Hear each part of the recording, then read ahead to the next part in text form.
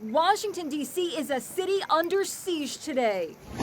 Soldiers are camped inside the Capitol building for the first time since the Civil War.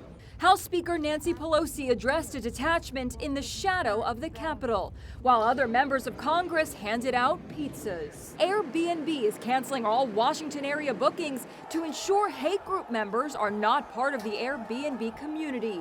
Former New York and LA Police Chief Bill Bratton. We are in a very critical time in our nation's history where we have to have 20,000 National Guard, 10,000 law enforcement at the inauguration to maintain security. There are fast-breaking developments in the investigation, including the arrest of the suspect charged with tossing a fire extinguisher at cops during the riot. Robert Sanford was tracked down by his knit hat. It turns out CFD stands for Chester Fire Department in Pennsylvania. Yup, the suspect who threw the fire extinguisher is a retired firefighter.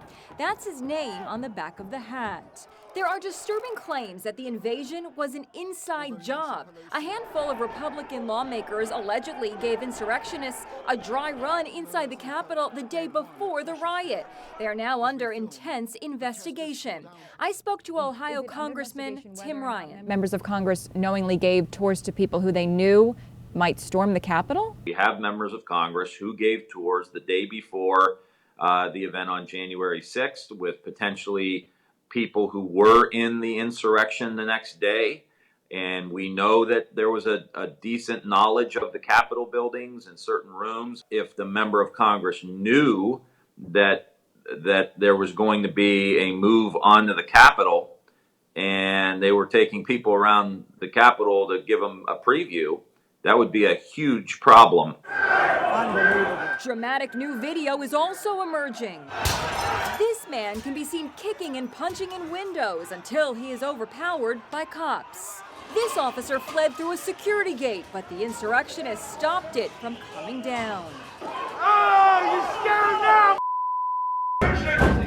The mob marched down corridors, kicking at doors and threatening Nancy Pelosi. We're coming for you, Nancy! Many of the rioters were seen wearing these military-style electronic earmuffs. I got these at a sporting goods store for $50. They're designed to block out the sound of gunfire and explosions, but allow whoever's wearing them to hear radio transmissions. Despite fears of new violence, the inauguration will take place next Wednesday, and it has just been announced that Lady Gaga will sing the national anthem. Oh, say, can you see? This was her stirring rendition at the Super Bowl in 2016, so we know she'll do a great job.